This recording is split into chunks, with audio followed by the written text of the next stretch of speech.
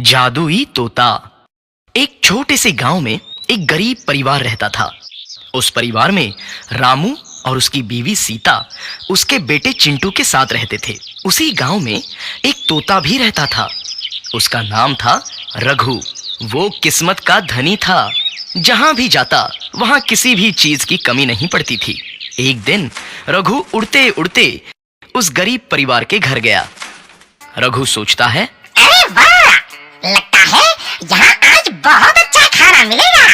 मैं पेट भर के खाऊंगा। वो एक कटोरी में रखे अमरूद देखता है। अरे वाह, अमरूद, मुझे तो ये बहुत पसंद है। मैं तो इसे पेट भर के खाऊंगा। रघु तोता अमरूद खाने ही लगता है। तभी सीता रघु को अमरूद खाते देखती है तो गुस्सा हो जाती है और उसे वहां से भगा देती है।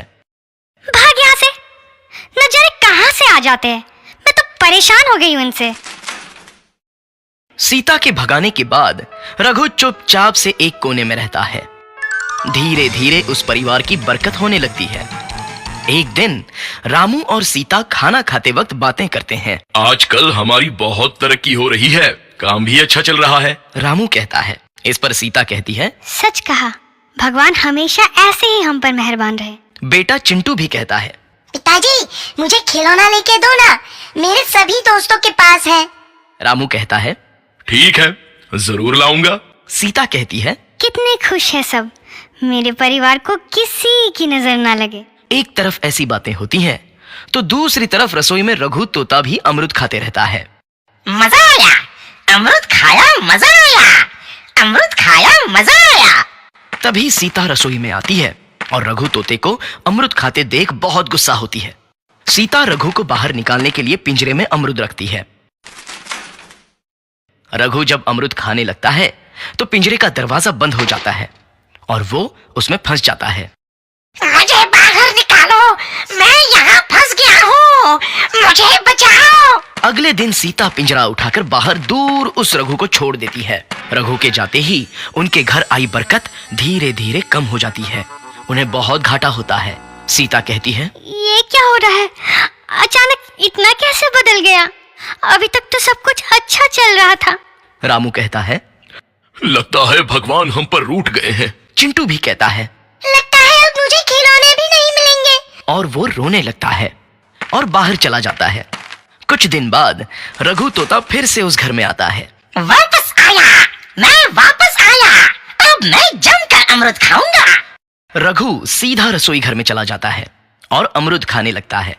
कुछ देर बाद सीता रसोई में आती है और रघु को देख कहती है, एक तो घर में पहले से इतनी दिक्कत चल रही है और ऊपर से ये तोता मुझे और परेशान कर रहा है। सीता रघु को वहां से भगा देती है। रघु उड़कर किसी कोने में छुप जाता है। कुछ दिन बाद धीरे धीरे उस घर की बरकत वापस आने लगती है। काम भी अच्छे से चलने लगता है। एक रात जब रघु तोता अमरूद खाने जाता है तो पिंजरे में फंस जाता है। ये लोग आखिर चाहते क्या हैं? एक तोते को शांति से अमरूद खाने क्यों नहीं देते? मैं कौन सा चोरी कर रहा हूँ? बस अमरूद ही तो खा रहा हूँ। तभी रामू वहां आता है और पिंजरे में रघु तोते को देख उसे बाहर छोड़ देता है। ये तोता भी कितना जिद्दी है, बार बार वापस आ जाता है। जैसे ही रामू रघु को छोड़ देता है, अगले दिन से फिर से उनके घर की बरकत जाने लगती है। काम में घाटा होता है। किसी को समझ नहीं आ रहा था कि ऐसा क्यों हो रहा है। रघु तोता घर आता है तो अचानक बरकत आती है और जब रघु तोता को बाहर निकालते हैं तो बरकत चली जाती है। एक दिन सीता रघु तोते के घर आने और बाहर जाने की स्थिति पर नजर रखती है।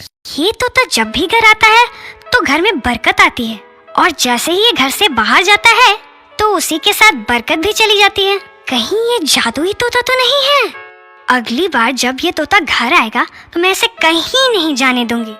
सीता रघु का बहुत इंतजार करती है लेकिन रघु तोता दोबारा उस घर में कभी नहीं आता।